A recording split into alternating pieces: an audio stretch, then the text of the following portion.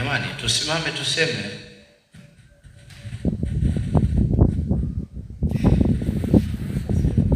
Amen.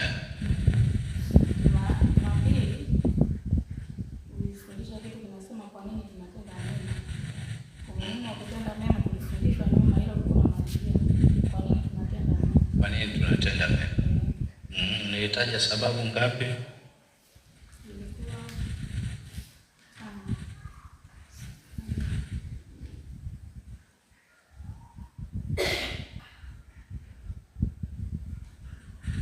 Ilikuwa nasemaje? Yakuwa tunasema ni amri ya Mungu.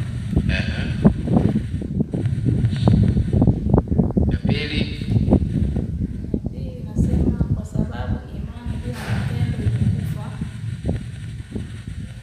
Maana yake tuwe na imani yenye matendo. Nyingine kutenda mema huvuta baraka. Kufungua milango iliyofungwa. Kufungua milango iliyofungwa. Tukasema Yesu ni mfano wetu. Yesu ni mfano wetu. Ukataja vitu ambavyo Yesu alivifanya. Nilitaja vitu ambavyo Yesu alivifanya. Aliponya magonjwa. Aliwalisha wenye njaa. Aliwalisha wenye njaa. Aliwafariji waliovunjika moyo. Angalizo ilikuwa nasemaje? Wewe soma tu yote. Kuna watu wa kuwepo kwenye ibada, kwa hiyo walikuwa nasikiliza hapo kwenye online. Tusitende mema kwa kutafuta sifa. Usitende mema kwa kutafuta sifa. Nyingine hitimisho kuna semaje? Kutenda mema ni mapenzi ya Mungu. Ushuhuda, tabia ya Yesu mwenyewe na kubarikiwa. Asante. Tumpigie makofi. Safi kabisa. Bwana Yesu asifiwe. Tulijifunza kutenda mema, umuhimu wa kutenda mema. Na Jumapili tukaangalia kipengele kinachosema kwa nini tunatenda mema. Na tukaona mambo machache hayo ambayo mtumishi wa Mungu ameyasoma hapo kama tulivyojifunza siku ya Jumapili. Na leo nataka nikufundishe au tujifunze juu ya kitu kinasema dalili za mtu aliyetenda dhambi. Dalili za mtu aliyetenda dhambi. Dalili za mtu aliyetenda dhambi. Zipo dalili ambazo mtu aliyetenda dhambi zinaonekana kwamba huyu kafanya dhambi, kwamba huyu amefanya jambo la uasi, jambo lisilompendeza Mungu, jambo lililo kinyume na Mungu. Na nakufundisha somo hili ili uelewe umuhimu wa kuishi maisha ya utauwa, ili uelewe umuhimu wa kuishi maisha ya utakatifu, ili uelewe umuhimu wa kuishi maisha yasiyokuwa na maigizo. Jamani, Bwana Yesu asifiwe. Kuna mtu ameokoka lakini anatenda dhambi kwa siri. Nadhani mchungaji kama haoni, anadhani kama askofu haoni, anadhani kama shemasi au kiongozi wake wa idara, aidha ni mwenyekiti, katibu au nani, haoni. Lakini asijue ya kwamba Mungu anaona. Ndio maana nataka nikufundishe dalili za mtu aliyetenda dhambi. Dalili za mtu aliyetenda dhambi. Bwana Yesu asifiwe. Dalili za mtu aliyetenda dhambi. Tutafute kitabu cha Isaya sura ya 59 mstari wa 2. Na kabla Sijaendelea mama mchungaji, naomba uniombee niweze kusema na kundi la Bwana hili ambalo Mungu ametupa tena siku ya leo. Karibu sana.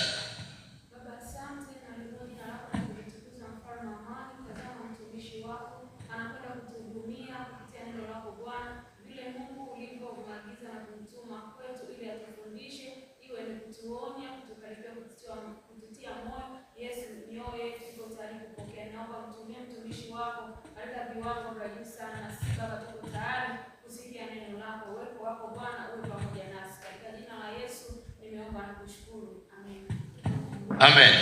Bwana Yesu asifiwe. Amina. Mungu akubariki sana kwa kuomba vizuri. Mungu akubariki sana mama mchungaji. Tusome kitabu cha Isaya sura ya 59 mstari wa 2. Biblia inasema, lakini maovu yenu yamewafarikisha ninyi na Mungu wenu, na dhambi zenu zimeuficha uso wake, msiuone hata hataki kusikia.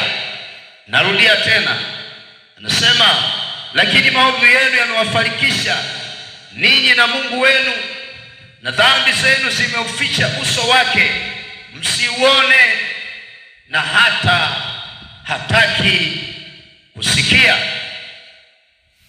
Jamani, Bwana Yesu asifiwe sana. Dhambi ni nini? Au tuanze na dalili. Dalili ni nini? Dalili ni tukio ambalo yaani ni kitu kinachoashiria kuna tukio fulani linafuata lenye uhalisia. Ndio simama kanyoshe miguu nje rudi. Hamna kusikia. Umekataa kulala. Neno dalili. Dalili ni kitu kinachotokea kabla ya tukio lenyewe. Ni kitu kinachoashiria kuna tukio halisi linafuata. Na ndio maana Waswahili wakasema dalili ya mvua ni nini? Ni mawingu. Jamani, Bwana Yesu asifiwe.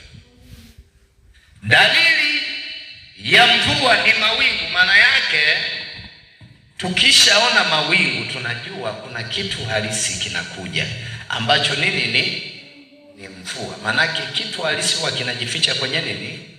Kwenye dalili. Bwana Yesu asifiwe. Yaani uhalisia wa kitu huwa kinajificha kwenye dalili. Sisi tunaelewana eh? Na ndio maana ukiona ukuta wa nyumba umepiga crack, manake ni dalili ya nyumba kufanyaje? Kuanguka. Si ndio eh? Manake ukiona dalili ile inakuja kukupa taarifa kwamba kuna kitu halisi kinakuja. Na ndio maana Biblia inasema kuhusu habari za Kaini. Kaini alikuwa na ndugu yake anaitwa Habili au Abeli. Abeli alikuwa anatoa sadaka zilizonona. Kaka yake alikuwa anatoa sadaka kilema. Kilichotokea, Mungu akazungumza na Kaini, akamwambia Kaini, jitahidi uishinde dhambi, kuna dhambi mbele yako inakuotea. Jamani, Bwana Yesu asifiwe. Kuna dalili mbaya inakuja juu yako. Hebu Kaini, jilinde, hebu jitahidi uishinde. Ndivyo Biblia inavyosema. Manake kuna tukio linakuja ambalo ni halisi unakwenda kulifanya, lakini na kuwapia na kuonya kwamba usilifanye, hebu liepuke. Kaini akasema na wadogo. Sisi nyumbani mtu akisema na wadogo, maana yake amekuitikia lakini hatekelezi kila ambacho umemwambia. Jamani, Bwana Yesu asifiwe sana. Maana yake dalili ilionekana mapema kwamba kulingana na mdogo mtu anavyotoa sadaka yake, anatoa sadaka iliyonona, kuna dalili kabisa huyu mdogo wake atabarikiwa. Sasa dalili ya Kaini inakuja kutokea kwamba mdogo wake kisha barikiwa, huyu jamaa ataona wivu, lazima atafanyaje? Lazima atamuua. Ndio maana Mungu anamwambia Kaini, kuna dalili zisizo nzuri mbele yako, kuna dhambi mbele yako inakuotea, kwa hiyo unatakiwa kuishinda. Lakini Kaini alishupaza shingo, akamuua ndugu yake. Jamani, Bwana Yesu asifiwe sana. Kwa hiyo dalili ni kitu ambacho ni kizuri sana. Kwa mfano, tukisema dalili za mtu anayetarajia kujazwa Roho Mtakatifu, tukisema dalili, manake dalili ya kwanza tunaona mtu ana nini? Ana shauku, si ndio? Ana shauku, manake ile shauku ile inavuta, yani dalili huwa inalivuta jambo liwe, lisiwe dalili tena, liwe katika uhalisia. Haya, hapo tulikuwa tunaongelea kuhusu dalili. Sasa dhambi ni nini? Dhambi ni nini? Na ndio maana tulisema siku ya Jumatano, na Jumatano ni siku ya mafundisho. Yaani ukifika hii siku ni nzuri sana. Napendaga hata nisimalize somo, lakini uelewe kipengele kimoja baada ya kingine. Jamani, Bwana Yesu asifiwe sana. Dhambi si tendo tu baya. Jamani, dhambi sio kutenda tu mabaya. Sawa Sio kutenda tu nini? Mabaya. Unajua kwa nini? Kwa sababu kuna mtu anaenda naiba. Lengo apate nini? Apate kipato. Manake yeye lile tendo ni nzuri kwake, si ndio? Ni nzuri kwake. Lakini hapa nataka niseme nini? Nataka niseme hivi, lile tendo ni nzuri kwake, lakini kwa yule anayeibiwa ni baya. Bwana Yesu asifiwe. Sala hapo anakuja kuiba Biblia yangu. Mimi na Biblia hii moja. Kwake atakuwa amefaidika, ameshapata nini? Ameshapata Biblia. Lakini mimi naanza kutafuta nini? Biblia. Sijui unanielewa Dhambi si tendo tu baya, bali dhambi ni tendo linalofanyika kwa lengo la kwenda kinyume na maagizo ya Mungu. Jamani, Bwana Yesu asifiwe sana. Hivyo tunasema dhambi ni uasi. Dhambi ni kwenda kinyume na maagizo ya Mungu, ni kwenda kinyume na neno lilivyoandika. Waacha kula kucha. Kaa vizuri. Jamani, Bwana Yesu asifiwe. Shika kiti. Afuka.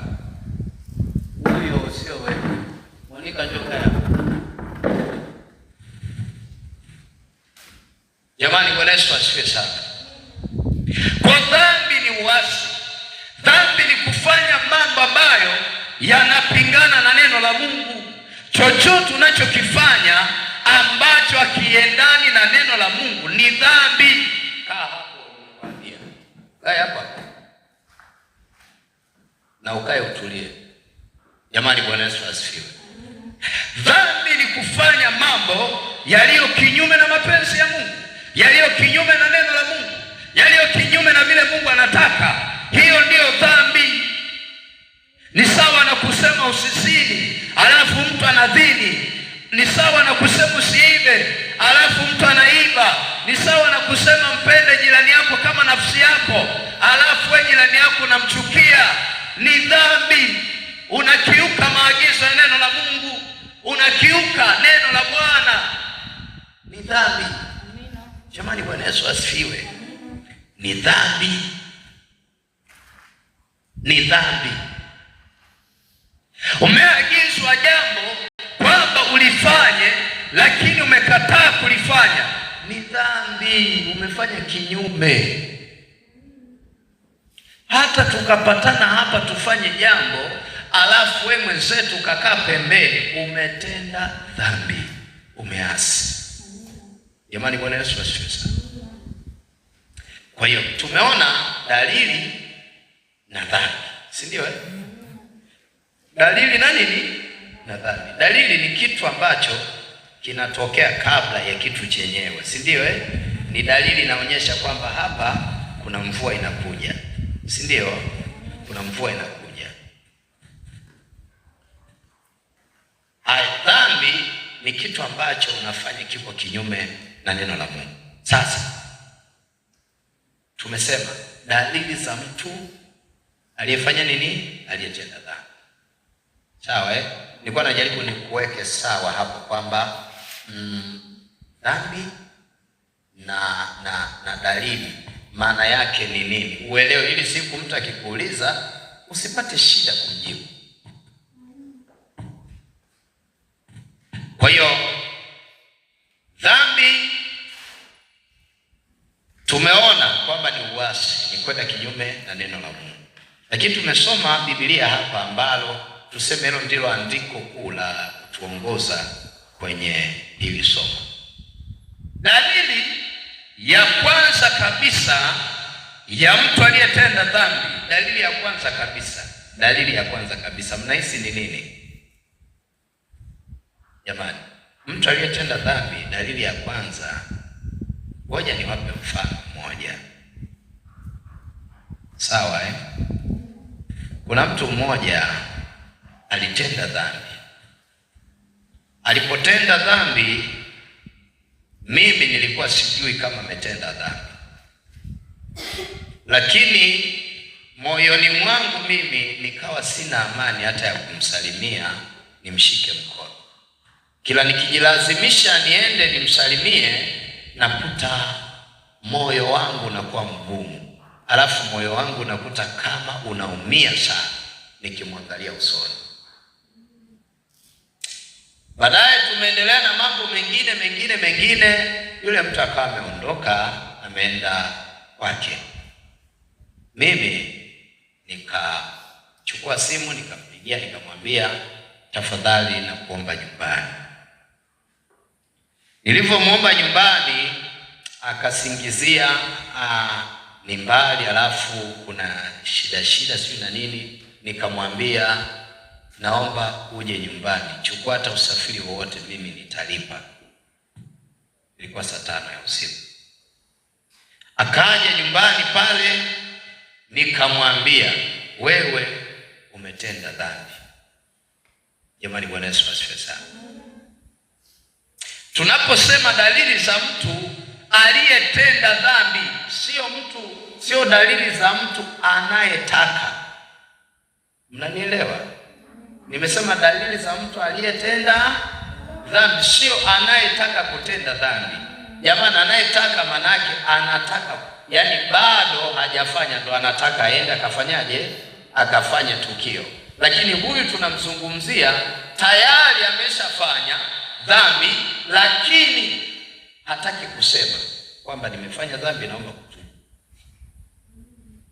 Yule kijana nikamwambia wewe umetenda dhambi, na dhambi yenyewe uliyoitenda ni hii. Na hata sasa tunapoongea, yuko mwanamke chumbani kwako kule geto. Hata hapa tutoke mimi na mke wangu na wengineo hapa kama mashahidi, twende tukaangalie. Kijana akaanza kukuna kichwa, nikakuta ghafla ni kama amekuwa fundichele, yani ghafla anatetemeka. Nauliza, mchungaji, umejuaje? Kaniambia, binti amenipigia kutoka sehemu fulani, nimekuta tu ameshafika nyumbani, sijui chochote, sielewi chochote, nimekuta tu ameshafika stendi, ananiambia niko hapa, njoo nichukue. Nikasema acha uongo. Dhambi kabla haijafanywa ni mchakato mrefu. Jamani, Bwana Yesu asifiwe sana. Kwa hiyo dalili ya kwanza, yule kijana akaonyesha amekosa amani, amepoteza amani ghafla. Mtu aliyetenda dhambi, dalili ya kwanza huwa anapoteza amani ya moyo. Bwana Yesu asifiwe sana. Anapoteza amani ya moyo. Kama alikuwa na ubiri, hautakuta tena na ubiri. Kama alikuwa anashuhudia, hautakuta tena na shuhudia. Kama alikuwa anaomba, hautakuta tena naomba, kwa sababu amani ya moyo imepotea. Jamani, Bwana Yesu asifiwe. Haleluya. Kwa sababu amani ya moyo imepotea, hawezi kuhubiri tena, hawezi kushuhudia tena, hawezi kuomba tena, hawezi kufunga tena, hata kukaa mahali ambapo wenzake wamekaa. Mtu aliyetenda dhambi hawezi kukaa hapo, kwa sababu amani ya moyo imeondoka. Jamani, Bwana Yesu asifiwe. Dhambi ukishatenda, tunachojua kwamba wewe umetenda dhambi, tunaona una amani. Jamani, Bwana Yesu asifiwe. Wakati mwingine mchungaji anaweza akasema Roho wa Mungu amenionyesha. Jamani, Bwana wala hatahitaji Roho wa Mungu. Ni vile nitakavyokuona, naona mbona huyu si kama yule nayemjua. Bwana Yesu asifiwe. Nilikuwa kiongozi wa idara mahali fulani. Wakati ni kiongozi kwa, nilikuwa katibu wa vijana. Wakati niko pale, kuna vijana wawili wakatenda dhambi kwa siri. Walipotenda dhambi kwa siri, nilikuwa nawaona wao, nilikuwa naona kanisani.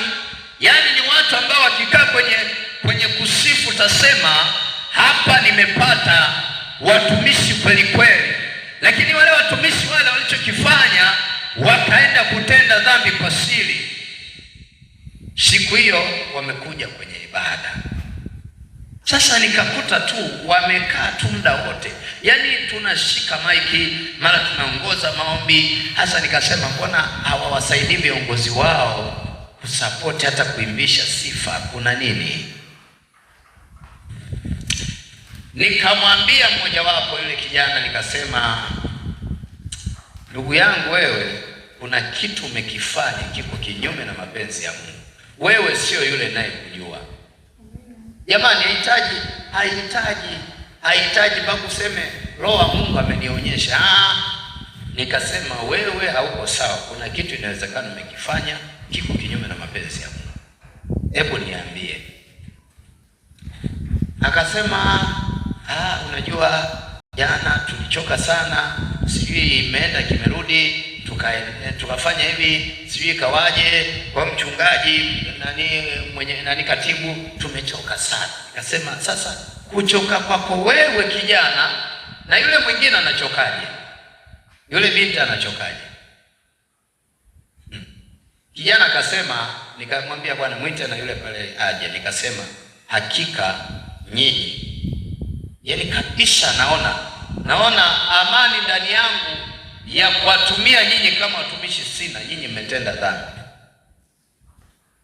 Vijana wakasema, katibu, sisi ni kweli tumetenda dhambi. Ni kweli una Roho wa Mungu. Aliongea kwa dharau, una Roho wa Mungu. Unajua wasomi, una Roho wa Mungu, lakini tulishatengeneza na Roho wa Bwana alishuka katikati yetu, tukajikuta tuna amani. Nikasema mlitengenezaje? Akasema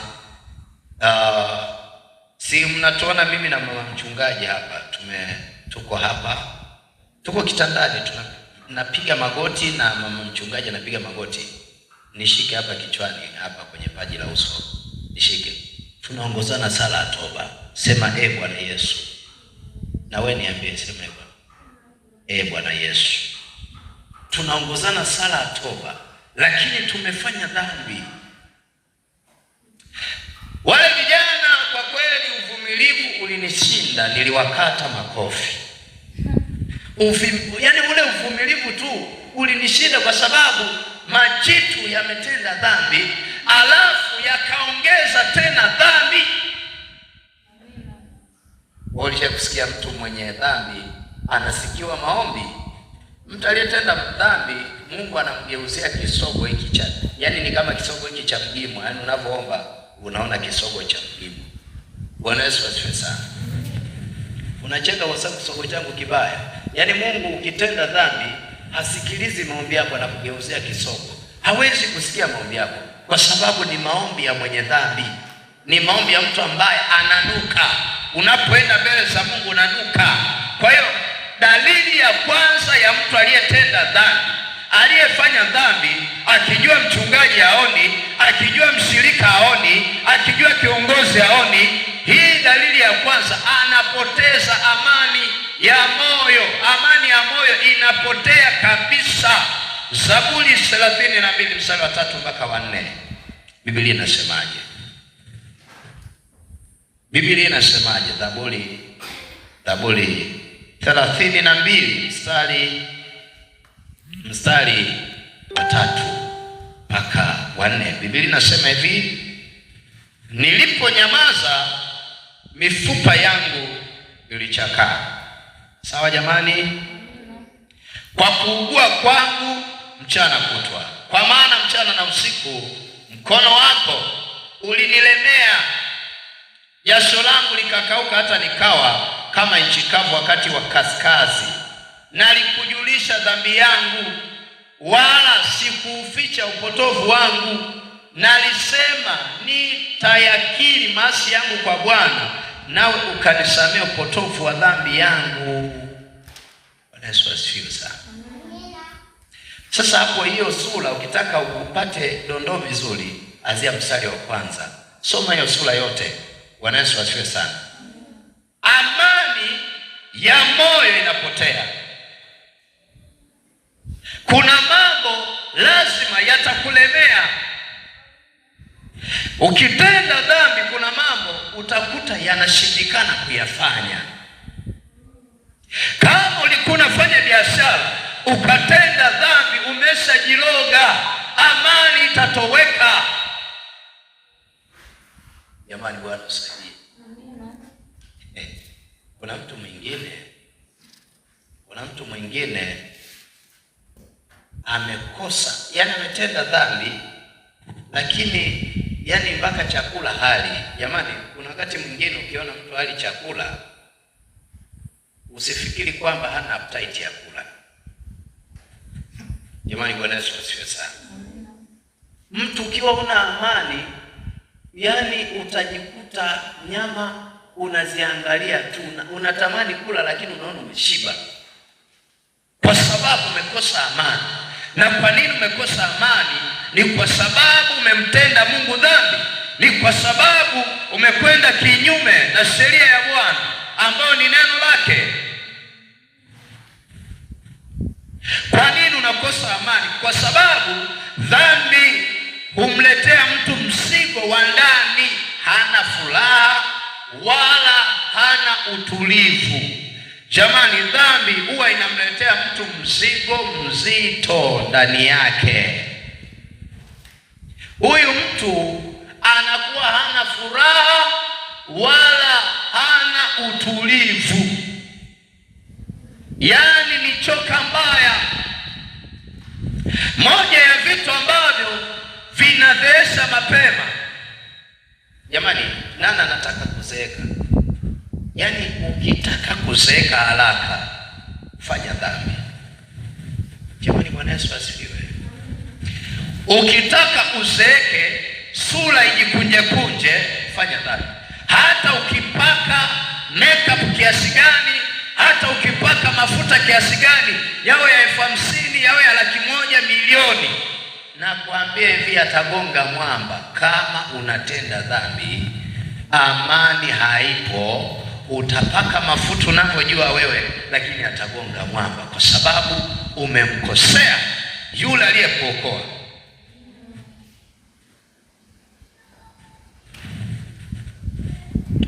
Kwa mfano, tunaona mfalme Daudi baada ya kumtendea dhambi yule bwana anaitwa Bathsheba.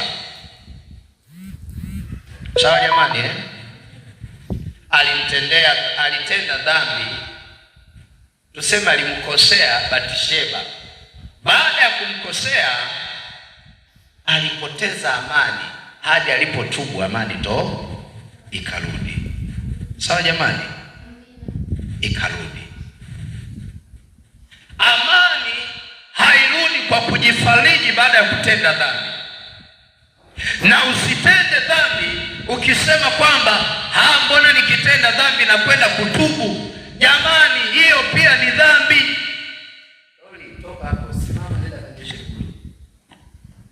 Jamani, Bwana Yesu asifiwe. Dhambi haitubiwi kwa kutenda dhambi. Mmenielewa vizuri? Dhambi haitubiwi kwa kutenda dhambi. Mnanielewa jamani? Dhambi inatubiwa kwa machozi, kwa kuugua ndani yako, kwa kumaanisha. Na dhambi inatubiwa kwa kuacha. Unaposema kutubu, kutubu jamani ni kugeuka, sio kuendelea kuyafanya yale ambayo ulikuwa unayafanya. Ulikuwa unaenda mashariki, tunaposema kutubu na geuka, unaenda wapi? Magharibi. Ulikuwa unaenda kaskazini, sasa unapotubu inabidi ugeuke, unarudi wapi? Kusini. Jamani, Bwana Yesu asifiwe sana. Na unapotubu unaanza upya. Maana yake yale ambayo ulikuwa umeyafanya Mungu anayafuta yote endapo utatubu kwa kumaanisha. Ndio maana Daudi anaandika kitabu cha ile Zaburi ya 51. Daudi anatubu. Sawa jamani? Daudi alifanyaje jamani? Alitubu kwa sababu alitenda dhambi gani?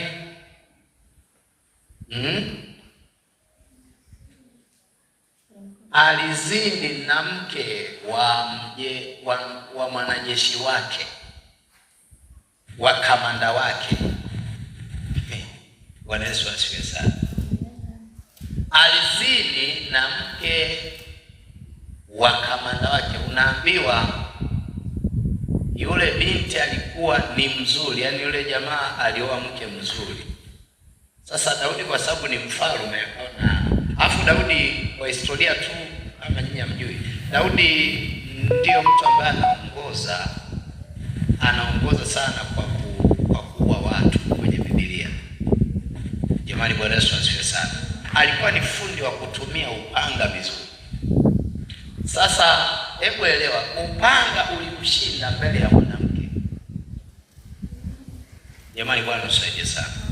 Upanga ulimshinda mbele ya mwanamke, akaanguka, akafanya dhambi. Baada ya kufanya dhambi, Daudi amegundua kwamba nimekosea. Anaandika Zaburi ya 51, anamwambia Mungu, Mungu nirehemu, Mungu nisamehe. Nilizaliwa na mama yangu nikiwa katika hali ya uovu. Jamaa alieleza mengi, mwanaume anakujika, analia, anatoa machozi kwa sababu ametenda dhambi. Loli, nimekwambia nyosha miguu, rudi. Jamani, Bwana Yesu asifiwe sana. Haleluya. Monica kamwamsha Loli, kamwambia namfuata sasa hivi. Jamani, Bwana Yesu asifiwe. Jambo la pili, dalili ya pili ya mtu aliyetenda dhambi. Dalili ya pili ya mtu aliyetenda dhambi, kujificha na kuogopa. Mtu anakuwa anajificha mara kwa mara, hataki mumuone, hataki aonekane kirahisi. Wazako tushakushtukia, tumeshashituka, umetenda dhambi wewe. Bwana Yesu asifiwe. Mchungaji anapiga simu haupokei, anakuuliza kwa meseji kuhusu habari za ibada, haujibu. Ni kwa sababu umetenda dhambi. Jamani, kuna siku fulani nilikuwa napita zangu, niko kwenye gari, narudi natoka hivi yini, nakuja huku Ulanga. Wakati niko maeneo fulani, nilikuwa nimekaa kwenye siti hapa dirishani. Wakati niko maeneo fulani pale, nikamkuta binti yangu mmoja wa kanisani hapa, nikamkuta yuko na kijana wameshikana mikono, wako barabarani wanatembea. Alafu binti kama amependeza, amesuka na urasta wake mpaka huko. Sasa tangu nilipoona pale, kwa kweli sijamtia machoni pangu tena. Bwana Yesu asifiwe sana. Na ndio maana mtu yeyote ambaye anapenda kukaa mbali, yani kukaa mji tofauti na mchungaji, inabidi achunguzwe sana. Kuna mambo mengi anayafanya ya siri, anajificha ili afanye mambo yake maovu. Yule mshirika kwa kweli, tangu mwaka juzi sijai kumwona, mwaka jana sijamuona, mwaka juzi kidogo. Bwana Yesu asifiwe sana, sijamuona. Lakini wengine hawaishi kujificha kwenye kusema maeneo fulani. Wengine wanajificha kwenye wanatenda dhambi kwa njia ya nini? Kwa njia ya mawasiliano, kwa njia ya simu. Bwana Yesu asifiwe sana. Wanafanya dhambi kwa njia ya simu. Bwana saidie sana.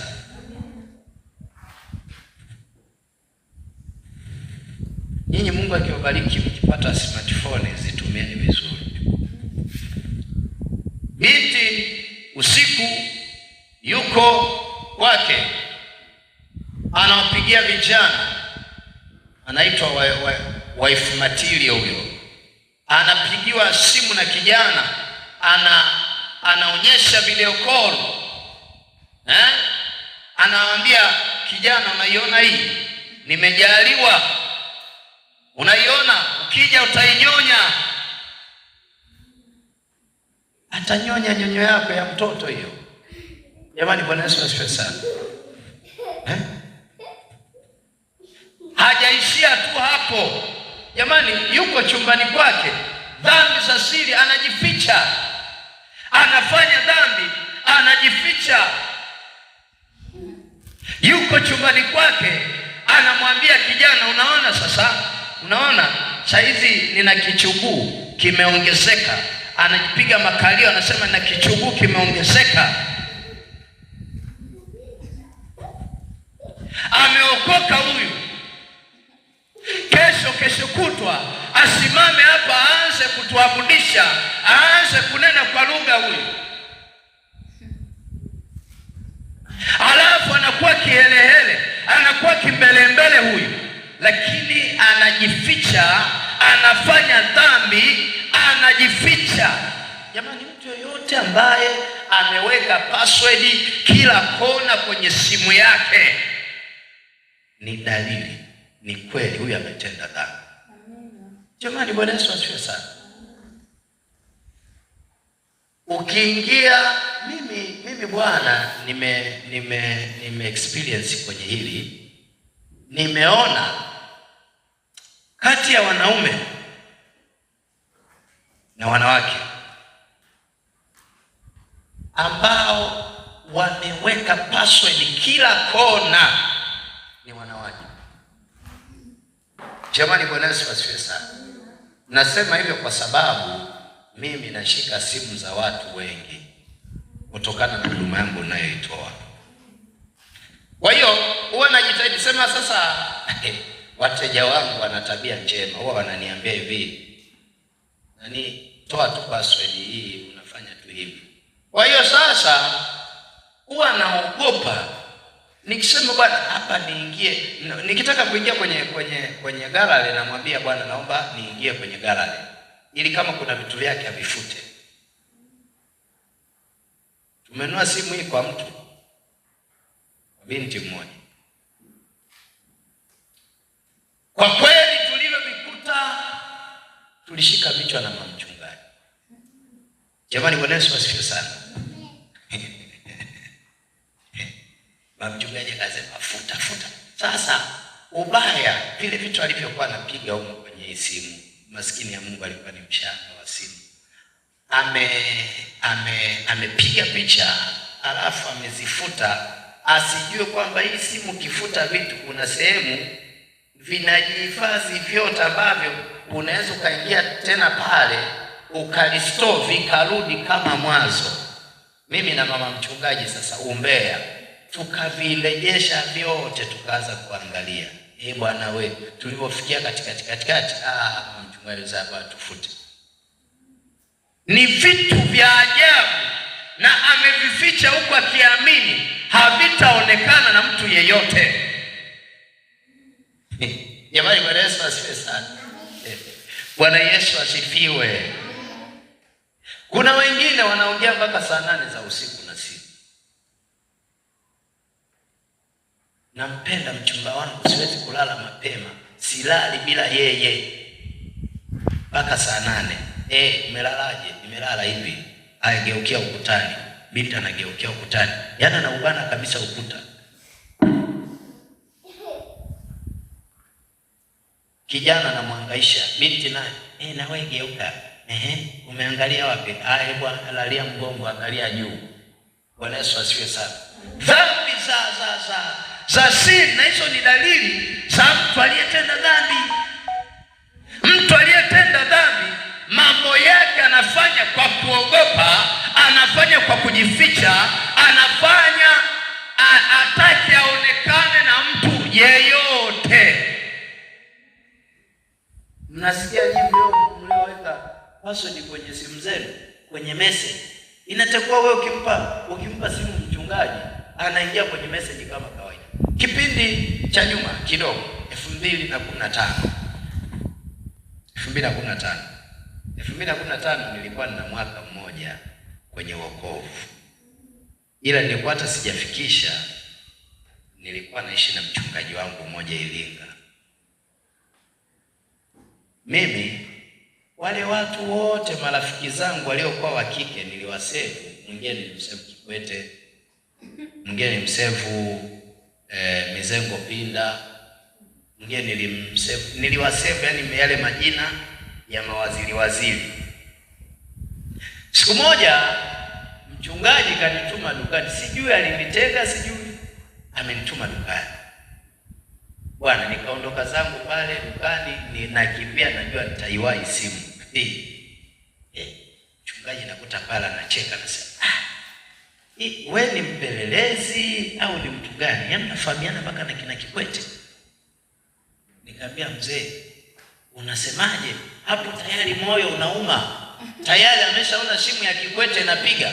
Alafu anasema nimepokea simu ya Kikwete, lakini nashangaa ni sauti ya kike inaongea.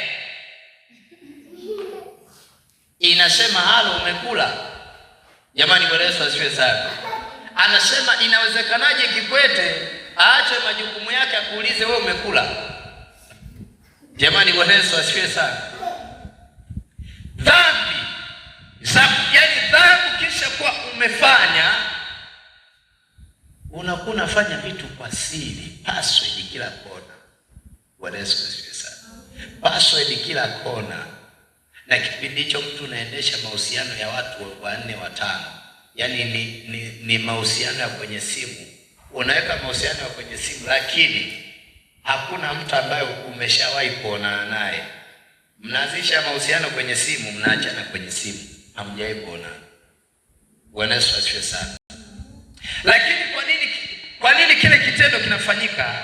Kwa sababu mtu anajificha akiamini kwamba hakuna atakayeniona. Jamani, haleluya.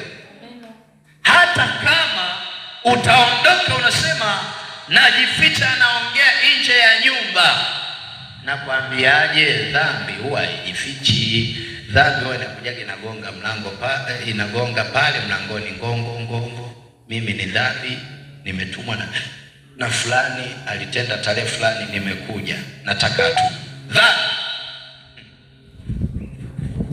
Mwanzo sura ya 3 mstari wa 8 mpaka wa 10. Biblia inasemaje?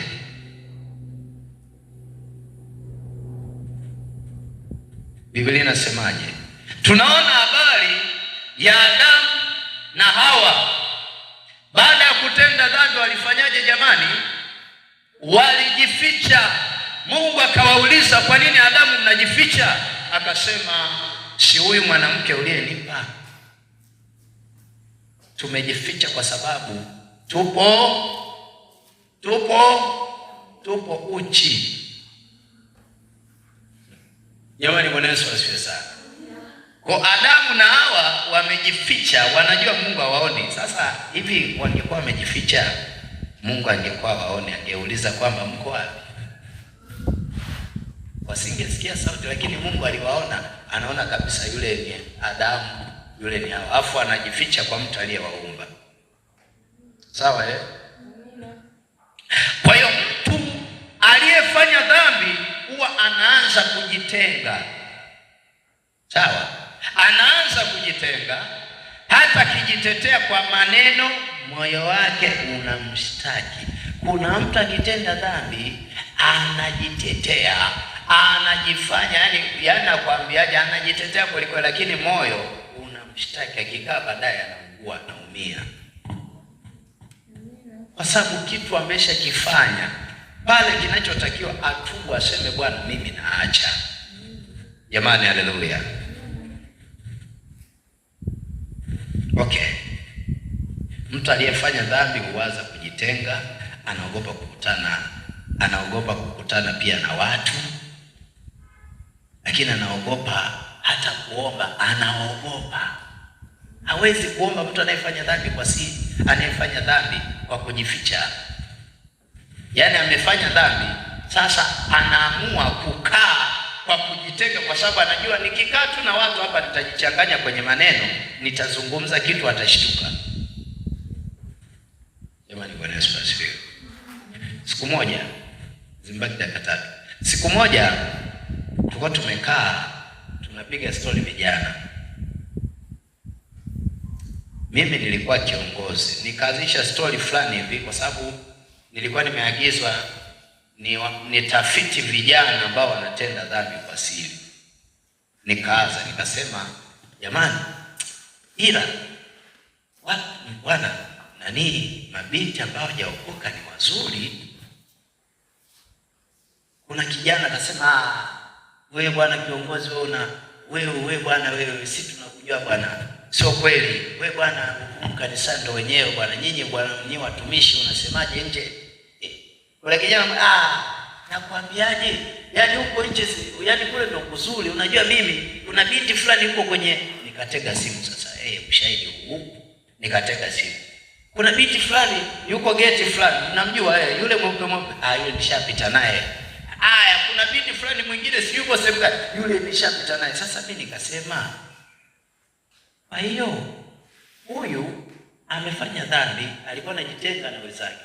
Lakini ile kutokea tu mbele za watu, anaona kiongozi ameongea kitu fulani ambacho kinagusa moyo wake, ameamua kuokoka.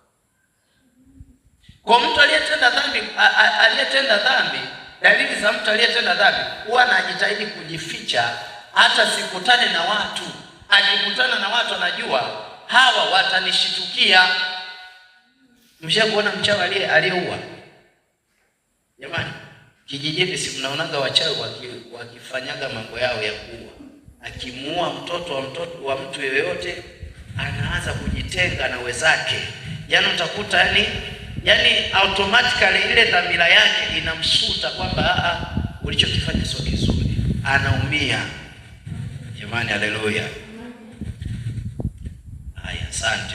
Naomba leo niishie hapo. Ijumaa nitamalizia dalili zingine. Ambaye hajaelewa naomba nyoshe mkono aweze kuuliza swali. Jamani, naomba maswali.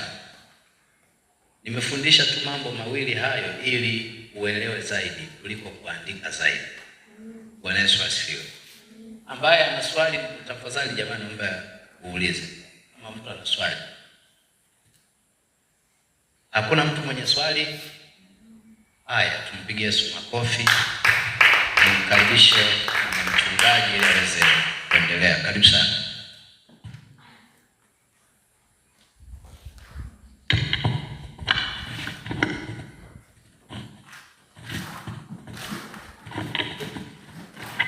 Amina. Tuongeze makofi kwa mtumishi wa Mungu. Mungu abariki sana. Mungu akubariki mchungaji kwa somo zuri.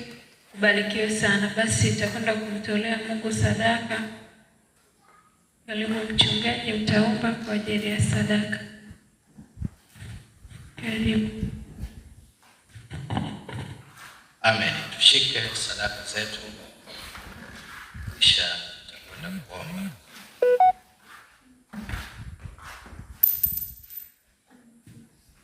Amen.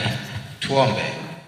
Mungu wetu uliye mwaminifu na mwenye uweza na nguvu na mamlaka, tumekuja kwenye ibada ya jioni ya leo. Mungu wetu, tunaomba ukazibariki sadaka hizi, wabariki watumishi wako wanaokwenda kutoa katika jina la Yesu. Wafungulie milango, uwe pamoja nao katika kila wanalolifanya katika jina la Yesu. Wabariki waingiapo, wabariki watokapo, kwa jina la Baba, Mwana na Roho Mtakatifu. Amen.